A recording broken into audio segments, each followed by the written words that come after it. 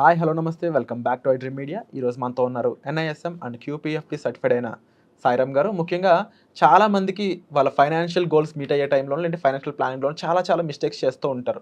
Because ఒక right professional యొక్క help లేకపోవడం వల్ల అండ్ మనం ఇన్వెస్ట్మెంట్స్లోను అండ్ ముఖ్యంగా ఫైనాన్షియల్స్లో చేసే మిస్టేక్స్ ఏంటి ఈరోజు ఎపిసోడ్లో తెలుసుకుందాం. Hi sir. హాయ్ విరాట్. చాలామంది క్లయింట్స్ మీరు డీల్ చేస్తుంటారు కదా ఫైనాన్షియల్ సంబంధించిన విషయాలన్నింటిలో కూడా. మీరు ఎక్కువ అబ్జర్వ్ చేసే కామన్ ఫైనాన్షియల్ మిస్టేక్స్ ఏంటో చెప్తారా? చెప్పడానికి చాలా ఉన్నాయి విరాట్. సో నా దగ్గరికి మెయిన్గా ఐటీ ఎంప్లాయీస్, ఫార్మా ఎంప్లాయీస్, ఎన్ఆర్ఐలు అండ్ 45 to 50లో ఉన్న పర్సన్స్ వస్తూ ఉంటారు. సో వీళ్ళలో ఒక్కో కేటగిరీ ఆఫ్ పర్సన్స్ ఒక్కో టైప్ మిస్టేక్స్ చేస్తూ ఉంటారు. ఐటీలో కూడా 25 to 35 ఏజ్ మధ్యలో ఉన్న వాళ్ళు నా దగ్గరికి ఎక్కువ వస్తుంటారు. సో వీళ్ళు ఏం చేస్తారంటే ఫస్ట్ వీళ్ళ ప్రొఫైల్ నేను అనలైజ్ చేసి ఫినాన్షియల్ ప్లానింగ్ చేసేటప్పుడు హెల్త్ ఇన్సూరెన్స్ తక్కువ ఉంటుంది. ఏదో కార్పొరేట్ ఇన్సూరెన్స్ మీద డిపెండ్ అవ్వటం కానీ లేదా అసలు లేకపోవడం కానీ జరుగుతుంది. సో నేను చూసి హెల్త్ ఇన్సూరెన్స్ తీసుకోమని చెప్తాను. సో నా ఏజ్ 25 లేదా 30, అప్పుడే హెల్త్ ఇన్సూరెన్స్ ఎందుకు, అయినా హెల్త్ ఇన్సూరెన్స్ 40స్లో ఉన్నప్పుడు తీసుకోవచ్చు అని చెప్తారు. లేదు నెక్స్ట్ 40స్లో ఉన్నప్పుడు ఇన్సూరెన్స్ తీసుకుందాం అని చెప్తారు. ఫస్ట్ ఇన్వెస్ట్మెంట్స్ మీద అడ్వైస్ ఇవ్వండి అని చెప్తారు. ఈ ఇన్వెస్ట్మెంట్స్ అప్పుడు కూడా నేను చాలా రిస్క్ తీసుకుంటాను, నాకు కొంచెం అగ్రెసివ్ ఫండ్స్ ఇవ్వండి అని చెప్తారు. ఇంకా కొంచెం ముందుకెళ్ళేసరికి ఇంకొంచెం ఎక్కువ వెంటనే అమౌంట్ కావాలి, నేను ఈ రోజు 1,00,000 పెట్టేస్తే నాకు రేపే 2,00,000 రావాలి, ఆ మైండ్ సెట్తో ఉంటారు. సో క్విక్ మనీకి ఈజీగా ట్రాప్ అవుతూ ఉంటారు. సో నా దగ్గరకు వచ్చేటప్పుడు చాలామంది ఫ్యూచర్స్ అండ్ ఆప్షన్స్లో ఇన్వెస్ట్ చేసి వస్తారు. సో అక్కడ మనకి ఇండోర్ నుంచి మెయిన్గా కాల్స్ వస్తాయి, మీ పోర్ట్ఫోలియో మేము హ్యాండిల్ చేస్తాం, టిప్స్ ఇస్తామని చెప్పేసి. సో అవన్నీ ట్రై చేసి వస్తారు. సో ఎక్కడో చోట న్యూస్ విని ఆ స్టాక్స్ ఈ స్టాక్స్ ఆ ఫండ్స్ అని చెప్పి ఇన్వెస్ట్ చేసి వస్తారు. ఒక స్ట్రాటజీ లేకుండా ఇన్వెస్ట్ చేస్తారు. నెక్స్ట్ హై రిస్క్ టేకింగ్ తీసుకుంటారు. నెక్స్ట్ రిస్క్ ప్రొటెక్షన్ అయిన ఇన్సూరెన్సెస్ని సరిగ్గా తీసుకోరు. ఇందులో ఉన్న ఒక గుడ్ హ్యాబిట్ ఏంటంటే టర్మ్ ఇన్సూరెన్స్ అయితే తీసుకుంటారు, బట్ హెల్త్ ఇన్సూరెన్స్ అయితే నెగ్లెక్ట్ చేస్తారు. సో హెల్త్ ఇన్సూరెన్స్ అనేది టర్మ్ ఇన్సూరెన్స్ కన్నా చాలా ఇంపార్టెంట్ అని మీరు చెప్తున్నారు. అంతే కదా విరాట్. సో మనకి లైఫ్ రిస్క్ అనేది తక్కువ ప్రాబబిలిటీలో జరుగుతుంది. అంటే ఆఫ్టర్ ఎక్స్పైరీ డబ్బులు రావడం కన్నా కూడా ముందు మనం జాగ్రత్తగా ఉండడం, మన హెల్త్ని కాపాడుకోవడం చాలా ఇంపార్టెంట్ అనేది మీరు చెప్తున్నమాట. అవును విరాట్, ఎందుకంటే మనం చూస్తూనే ఉంటాం, మనం జనరల్గా చూసుకుంటే హాస్పిటలైజేషన్ అనేది ఎవ్రీ ఫ్యామిలీలో కామన్గా ఉంటుంది. సో మనకి ఎక్కువ ఫ్రీక్వెంట్గా జరుగుతుంది కాబట్టి ఆ రిస్క్ని మనం ఎక్కువగా కవర్ చేసుకోవాలి. నెక్స్ట్ వచ్చేసరికి వీళ్ళలో చాలామంది అడ్వైస్ ఇస్తుంటే ఇప్పుడే ఎందుకు, నా శాలరీ తక్కువ ఉంది, తర్వాత చేద్దాం, ఇప్పుడే కదా నేను జాబ్లో జాయిన్ అయింది అంటారు. లేదు నేను డైరెక్ట్గా స్టాక్స్లో నేను ఇన్వెస్ట్ చేస్తాను, మ్యూచువల్ ఫండ్స్ అయితే కరెక్ట్ కాదు నాకు అని చెప్పుకుంటారు. సో వీళ్ళలో ఇంకొంతమంది ఏం చేస్తారంటే వీళ్ళు మూవీకి కానీ రెస్టారెంట్లోకి వెళ్ళి తినడానికి కానీ 2,000 రూపీస్ పర్ మంత్ ఈజీగా ఖర్చు పెడతారు. బట్ 1,000 రూపీస్తో స్టార్ట్ చేయండి అంటే ఆహా ఇప్పుడు కాదు తర్వాత అంటారు. టు బి ఫ్రాంక్లీ నేను ఒక పోర్ట్ఫోలియో చూశాను విరాట్. సో 30,000 రూపీస్ ఇన్వెస్ట్ చేశారు 2004లో. ఇప్పుడు అది 32 lakhs ఉంది విత్ ఎస్ఐపి. జస్ట్ ఒక 30,000 రూపీస్ ఆ రోజు బ్యాంక్లో వాళ్ళు చెప్పారని చెప్పి ఇన్వెస్ట్ చేశారంట. సో ఆ స్టేట్మెంట్ పట్టుకొచ్చినప్పుడు నేను చూస్తే ఇప్పుడు మైండ్ బ్లోయింగ్గా 32 lakhs ఉంది. సో ఎర్లీగా స్టార్ట్ చేస్తే టైం మనకు ఉంటుంది కాబట్టి మనం ఫ్యూచర్లో మంచి రిటర్న్స్ చూడొచ్చు. ఏ రకమైన ఇన్వెస్ట్మెంట్ అయినా సరే త్వరగా ఎర్లీ ఏజ్లో స్టార్ట్ చేయడం మంచిదంట. అంతే కదా, కాంపౌండ్ అవుతూ ఉండటం వల్ల మనకి ఏజ్ పెరిగే కొద్దీ మనం ఈవెన్ వరస్ట్ కేసులో ఎఫ్డీ పెట్టినా కానీ అవి పెరుగుతూ ఉంటాయి. So next NRIs. సో వీళ్ళ దగ్గర డబ్బు చాలా ఎక్కువ ఉంటుంది. సో మేము ఫారిన్ కంట్రీ వెళ్ళి యూఎస్ కానీ యూకే కానీ దుబాయ్ కానీ ఇక్కడ వెళ్ళి ఎర్న్ చేస్తారు బాగానే. సో ఇన్వెస్ట్మెంట్స్లో వీళ్ళు చాలా కామన్గా చేసే మిస్టేక్స్ 2 చెప్తాను. సో ఫస్ట్ వచ్చేసరికి వాళ్ళకి సంబంధం లేని డొమైన్లో ఇన్వెస్ట్ చేస్తారు. వాళ్ళకి ఆ బిజినెస్లో నాలెడ్జ్ ఉండదు. సో మనకి వీడియోస్ చూస్తూనే ఒక పర్సన్ కాల్ చేశాడు. సో యూఎస్ నుంచి ఆ పర్సన్ వచ్చాడు డల్లాస్లో. సో నేను ఫైనాన్షియల్ ప్లానింగ్ కోసం మొత్తం ఇన్పుట్స్ అన్నీ తీసుకుంటున్నా. ఆ టైంలో నేను లాస్ట్ 2 yearsలో 1 crore లాస్ అయ్యా అని చెప్పాడు. అదేంటి సార్ ఎలా అని చెప్పి నేను అడిగాను. సో మా ఫ్రెండ్స్తో నేను కలిపి ఒక బిజినెస్ స్టార్ట్ చేశాను సార్ అన్న. సో ఏం బిజినెస్ అంటే డైరీ ఫామ్ అన్నారు. సో వాళ్ళది కొంచెం పల్లెటూరు సైడ్. సో మిల్క్కి డిమాండ్ ఉంటుంది, మొత్తం మనకి ప్రాఫిట్ వస్తుందని చెప్పేసి మెయింటెనెన్స్ చూసుకోవడానికి ఇండియాలో ఒక ఫ్రెండ్ ఉన్నాడు. సో ఆ ఫ్రెండ్ని నమ్మేసి ఈయన మళ్ళీ ఇంకొక ఎన్ఆర్ఐని కలిసి వాళ్ళ ముగ్గురు కలిపి స్టార్ట్ చేశారు. సో ఇన్వెస్ట్మెంట్ ఏమో ఇద్దరు ఎన్ఆర్ఐలు చేస్తారు, ఇండియాలో మెయింటెనెన్స్ ఏమో వాళ్ళ ఫ్రెండ్ చేస్తారు. సో ఇక్కడ ఏం జరిగిందంటే మొత్తం అంతా రెడీ చేసుకున్నారు. సో ల్యాండ్ సెటప్ మొత్తం రెడీ చేసుకున్నారు.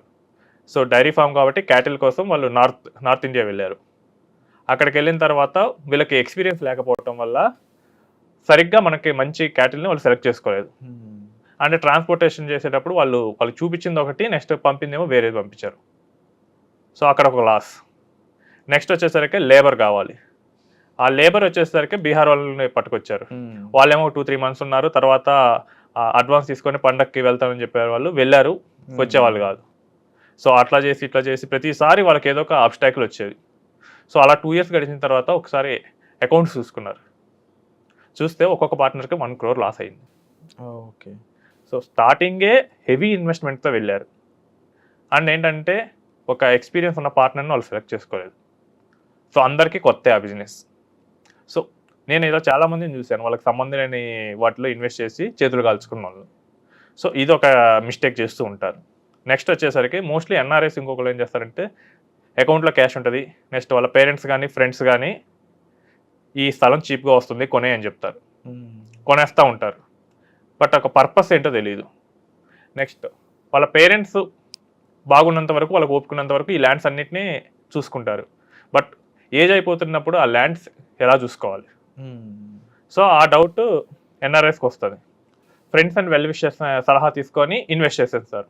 సో అది మనకి ఫ్యూచర్లో ఏ విధంగా ఉపయోగపడుతుంది ఏంటి అనేది ఏమీ తెలియదు. జస్ట్ నా ఫ్రెండ్ చెప్పాడు లేదా మా పేరెంట్స్ చెప్పారు, అక్కడ ఒక ల్యాండ్ ఖాళీగా ఉంది లేదా చీప్గా వస్తుంది కొనేద్దాం అంటారు. ఇందులో కూడా ఎందుకు రియల్ ఎస్టేట్ ఎక్కువ కొంటారంటే ఈ వెళ్ళిన వాళ్ళు కూడా చాలామంది మిడిల్ క్లాస్ వాళ్ళు. సో వాళ్ళ చిన్నప్పుడు అంత ల్యాండ్ వాళ్ళకి లేదు. సో అందుకని చెప్పి ల్యాండ్ ఎక్కువ ఎక్వైర్ చేద్దామని చెప్పి ఎమోషనల్గా డెసిషన్ తీసుకుంటారు.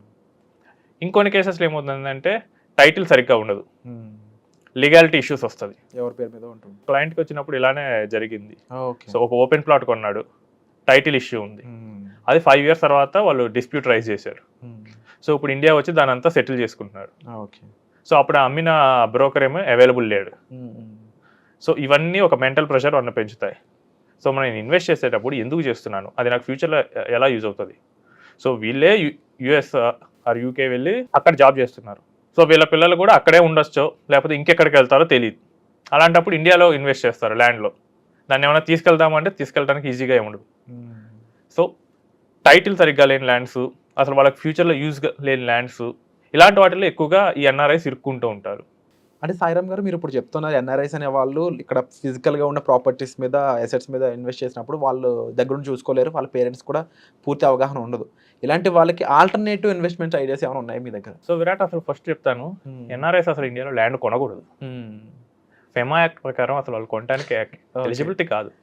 సో వాళ్ళు ల్యాండ్ కొనాలంటే, లీగల్గా కొనాలంటే ఒక ట్రస్ట్ ఇండియాలో ఏర్పాటు చేసి ఆ ట్రస్ట్ ద్వారా కొనాలి. ఓకే. సో ట్రస్ట్ మెయింటెనెన్స్ ఇదంతా చేయాలి. మెటీరియల్స్టిక్ ఓనర్ అన్న ఉండాలంటారు దానికి. ఇండియాలో ల్యాండ్ని కేవలం ఇండియన్లో ఉండే రిజిస్టర్డ్ ఎంటిటీస్ కానీ పర్సన్స్ కానీ కొనొచ్చు. ఓకే. సో ఎన్ఆర్ఐస్కి ఉండే ఆపర్చునిటీస్ ఏముంటాయంటే, మనకి ఈక్విటీ మార్కెట్స్లో ఇన్వెస్ట్ చేయొచ్చు, మ్యూచువల్ ఫండ్స్ ఒక ఆప్షన్, లేదా కొంచెం బల్క్లో ఉన్నాయంటే పోర్ట్ఫోలియో మేనేజ్మెంట్ తీసుకోవచ్చు. ఒక 50 lakhs అట్లీస్ట్ ఉంటే కనుక పోర్ట్ఫోలియో తీసుకోవచ్చు. నెక్స్ట్ ఇంకొంచెం ఎక్కువ హయ్యర్ మేనేజ్మెంట్లో ఉన్న వాళ్ళు కానీ ఎక్కువ క్యాపిటల్ స్టార్ట్అప్ ఇన్వెస్ట్మెంట్ చేయొచ్చు, ఏంజల్ ఫండ్స్లో చేయొచ్చు, లేదా ఆల్టర్నేట్ ఫండ్స్లో చేయొచ్చు. సో ఇది కూడా కాదు అంటే కనుక బాండ్స్లో చేయొచ్చు. మనకి లిస్టెడ్ బాండ్స్ ఉంటాయి స్టాక్ మార్కెట్లో. సో మినిమం అమౌంట్ అనేది ఒక్కొక్క కేటగిరీకి మారిపోతూ ఉంటాయి. సో మనకి స్టార్ట్అప్ ఇన్వెస్ట్మెంట్ అనేది 1 crore అవుతుంది, పిఎంఎస్ అయితే 50 lakhs అవుతుంది. బాండ్స్ మనం విత్ ఇన్ 10,000తో కూడా స్టార్ట్ చేయొచ్చు. మ్యూచువల్ ఫండ్స్ మనకు తెలిసింది, సో 5,000 ఇన్వెస్ట్మెంట్తో కూడా స్టార్ట్ చేయొచ్చు. సో ఇండియా గ్రోయింగ్ కాబట్టి ఈ డెవలప్డ్ మార్కెట్స్ కన్నా ఇక్కడ మనకి ఎక్కువ రిటర్న్ రావడానికి అవకాశం ఉంటుంది. నెక్స్ట్ వచ్చేసరికి 50sలో ఉన్న పర్సన్స్. సో వీళ్ళు ఏం చేస్తారంటే, వీళ్ళ దగ్గర క్యాష్ బాగానే ఉంటుంది. సో నా దగ్గర క్యాష్ బాగానే ఉంది, జస్ట్ ఒక ప్రొఫెషనల్ అడ్వైజర్ని మీట్ చేస్తే సరిపోతుంది. అది చేయరు వీళ్ళు. సో నాకు తెలిసిన ఫ్రెండ్ ఉన్నాడు, ఈజ్ అన్ ఇన్సూరెన్స్ ఏజెంట్, లేదా మా బ్యాంక్ మేనేజర్ చెప్పాడు, లేదు ఇది కూడా కాదు, ఒక మార్కెట్లో నాకు తెలిసిన ఒక డిస్ట్రిబ్యూటర్ దగ్గరికి వెళ్ళి నేను ఇన్వెస్ట్ చేస్తానంట, మా ఫ్రెండ్ ఎక్కడ పెట్టాడు మనం కూడా ఇక్కడ పెడతాం, అలాంటివి కూడా ఉంటుంది. అలానే మోస్ట్లీ చేస్తారు. వీళ్ళ రిక్వైర్మెంట్స్ దగ్గర ఒక ప్రొఫెషనల్ దగ్గరికి వీళ్ళు వెళ్ళరు. సో వీళ్ళు ఇన్వెస్ట్మెంట్ చేయాలనుకుంటారు, అది కరెక్టే, క్యాష్ ఉంటుంది కరెక్టే, జస్ట్ కాకపోతే ఏంటంటే కరెక్ట్ పర్సన్ వీళ్ళు ఐడెంటిఫై చేయరు. ఓకే. సో నేను ఒక పర్సన్ మనల్ని మీట్ అయినప్పుడు చూసాను, ఆయన పోర్ట్ఫోలియోలో ELSS fund, quant ELSS fund specific గా చెప్తున్నా, అందులో 50K ఎస్ఐపి చేస్తున్నాడు. ఈఎల్ఎస్ఎస్ కి మాక్సిమం ఎగ్జామ్షన్ వచ్చేది 1.5 lakhs ఏటీసీ ప్రకారం. సో ఇంత ఎందుకు చేస్తున్నారు సార్ అంటే, ఏమో నేను యూట్యూబ్ లో చూశాను సాయిరామ్, సో ఈ ఈఎల్ఎస్ఎస్ ఫండ్ అనేది 1 yearలో 80% రిటర్న్ ఇచ్చింది అని చెప్పారు. వెంటనే పెట్టేసే అన్నాడు. సరే సార్ మీకు స్ట్రాటజీ తెలుసా ఈ ఫండ్ ఎందుకు అదంతా ఎందుకు, నాకు అక్కడ యూట్యూబ్లో చెప్పిన పర్సన్ ఏం చెప్పాడంటే నీకు ఏదైతే ఏమైంది నీకు రిటర్న్ వస్తుంది కదా, ట్యాక్స్ ఎగ్జామ్షన్ ఏం తెలియదు, ట్యాక్స్ ఎగ్జామ్షన్ తెలియదు, నీకు అసలు రిటర్న్ ఎందుకు వస్తుందో తెలియదు, వాళ్ళు చేసే స్ట్రాటజీ తెలీదు, జస్ట్ ఫండ్ రిటర్న్ వస్తుంటే పెట్టేయమని ఒక యూట్యూబ్ వీడియోలో చూశాడంట. సో పెట్టేశాడు. తీరా ఏమైంది, ఆ ఫండ్ ఏం చేస్తుంది, ఇన్ రియాలిటీ అది ట్రేడింగ్ చేస్తుంది, స్టాక్స్ కొని అమ్మేయటం అదే చేస్తుంది క్వాంటిటీ థీమ్. సో ఆల్రెడీ ఎక్కువ రిటర్న్ వచ్చేసింది అన్నప్పుడు చాలా మంది రిటైల్ ఇన్వెస్టర్లు అందులో ఇన్వెస్ట్ చేశారు. ఇప్పుడు అదేమైందంటే దాని పర్ఫార్మెన్స్ కరెక్ట్ అవుతుంది. సో వీళ్ళు ఏంటంటే కరెక్ట్గా ఒక ప్రొఫెషనల్ అడ్వైజర్ దగ్గరికి వెళ్ళరు. సో తెలిసిన వాళ్ళు కానీ లేదా బ్యాంక్ మేనేజర్లు కానీ వీళ్ళ దగ్గరికి వెళ్తూ ఉంటారు. సో చాలా సింపుల్ మిస్టేక్సే చేస్తారు వీళ్ళు. సో రియల్ ఎస్టేట్కి వెళ్ళేటప్పుడు అది ఎందుకు, ఎన్ఆర్ఎస్ రియల్ ఎస్టేట్కి వెళ్ళేటప్పుడు అది ఎందుకు యూజ్ అవుతుంది, అది జస్ట్ ఒక థాట్ క్వశ్చన్ వేసుకుంటే సరిపోతుంది. నెక్స్ట్ యూత్ ఐటీ ఎంప్లాయీస్ నా దగ్గరికి వచ్చే వాళ్ళు అసలు మనకి బేసిక్ ప్రిన్సిపల్స్ ఏంటి, ఇన్సూరెన్స్, ఎర్లీ ఇన్వెస్ట్మెంట్స్, ఇదే మిస్ అవుతారు. నెక్స్ట్ 50స్లో ఉన్న పర్సన్ ఏంటంటే మనకు ఒక ప్రొఫెషనల్ అడ్వైజర్ ఉంటే సరిపోతుంది, ఇది మిస్ అవుతూ ఉంటారు. సో ఇవన్నీ చిన్న చిన్న మిస్టేక్సే కానీ మనకి లాంగ్ టర్మ్లో చాలా బిగ్ ఇంపాక్ట్ ఇస్తుంది. అవును. సో తప్పకుండా ఇలాంటి మిస్టేక్స్ ఎవరైతే చేస్తున్నారో వెంటనే కరెక్ట్ చేసుకోవాల్సిన అవసరం ఉంది. ముఖ్యంగా దీనికి మెయిన్ హెల్ప్ మీకు కావాల్సింది ఏంటంటే మీరు ఇమీడియట్లీ ఒక రైట్ ప్రొఫెషనల్ని మీట్ అవ్వడం. అండ్ సాయిరామ్ గారు యాజ్ ఎ ప్రొఫెషనల్గా చాలామంది క్లయింట్స్కి ఇలాంటి విషయాలన్నింటిపై అవగాహన ఇస్తూ ఉన్నారు. ఇన్వెస్ట్మెంట్స్ గురించి, ట్యాక్సేషన్ గురించి, ఎన్నో విషయాల గురించి. సో తప్పకుండా మీకు పలానా ఫైనాన్షియల్ విషయంలో హెల్ప్ కావాలనుకున్నట్లయితే వెంటనే డిస్ప్లే అవుతున్న నెంబర్స్ కాల్ చేసి మీరు సార్తో మాట్లాడవచ్చు పర్సనల్ అపాయింట్మెంట్ ద్వారా. Thank you so much sir. Thank you.